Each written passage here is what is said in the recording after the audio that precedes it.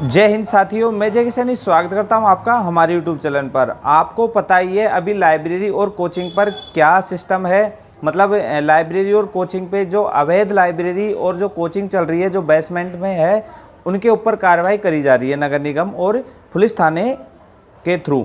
तो इसके लिए मैं आपको थोड़ा सा बता दूं, लाइब्रेरी अभी आपको पता ही है जो दिल्ली में घटना हुई थी वो बहुत ही दुखदाई घटना थी। ऐसी घटना ना हो इस कारण सरकार ने ये पाबंद कर रहे हैं। तो ये जो इलीगल चल रहे हैं उनके हिसाब से जो बेसमेंट में चल रहे हैं वो इलीगल है।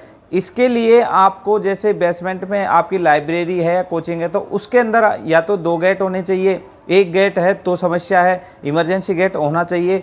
उसके अलावा फायर एनओसी है वो होना कंपलसरी है। लेकिन दूसरी बात यह है, फायर एनओसी हर कोई नहीं लगवा सकता।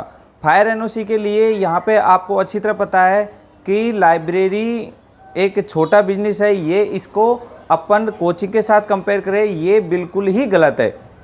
ये सब आपको पता है। तो कोचिंग और लाइब्रेरी में ज़मीन आसमान का फ़र्क है।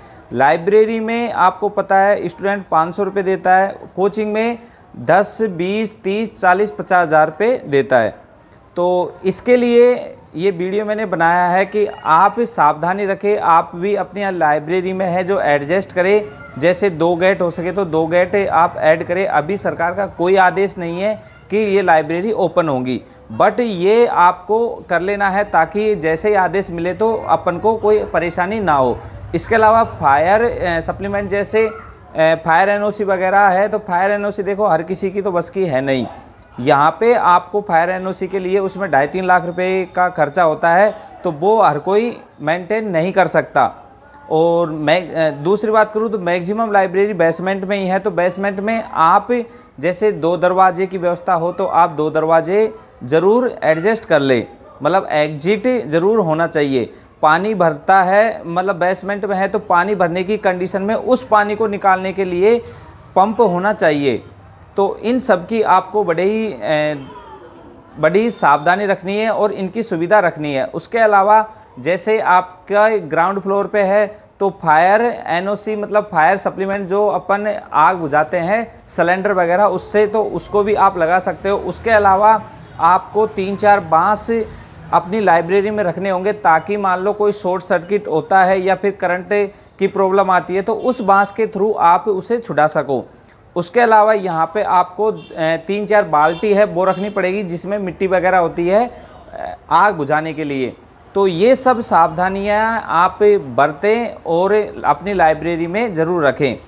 अब कई लाइब्रेरी वाले हैं जिन्होंने अभी भी खोल रखी है तो वो चोरी छुपे खोल रहे हैं, अभी सरकार का कोई आदेश नहीं है तो वो सब अपनी रिस्क पर खोल रहे हैं, तो आप अपने अकॉर्डिंग देख सकते हो।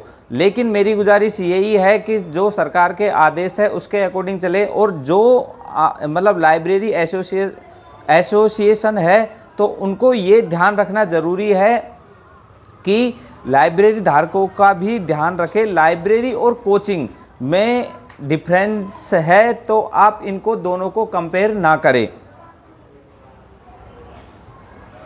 तो लाइब्रेरी के लिए और आपके क्या सुझाव है कमेंट बॉक्स में ज़रूर बताएं साथियों, ताकि जिनकी लाइब्रेरी बंद है वो जल्द से जल्द ओपन हो जाए।